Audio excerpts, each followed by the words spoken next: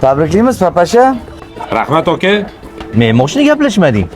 Gullar, ayiqlar, bloger bo'lsang, asal istoriyaga ham shunday gaplashsang bo'ladi-yu. Aka muammo emas, hammasini qilsam bo'lardi. Necha kundan beri shu radonga qatnayapman.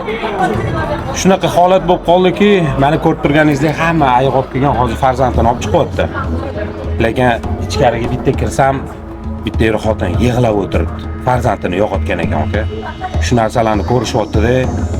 Endi ichidan nima o'tganini o'zligi bilishadi va men sezdim bu narsani. O'shaning uchun qilgim kelmadi aka. To'g'risi hozir mana shundoq radom oldida gul magazin bor, shu gul magazindan gul olaman, Yandexdan shundoq biznes klass chaqiraman. Men yaqinda bor, o'shalardan sekin olib chiqib ketaman aka.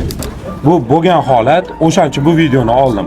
Yaqinda shu narsa bo'ldi. O'tgan kuni aka-ukalar ayiqlar bilan ota-onalar olib chiqib ketyapti farzandini, lekin ichkarida ikkita ota-ona yig'lab o'tirganini ko'rib, farzandini yo'qotgan ekan, eshitishim, ko'rishim bo'yicha.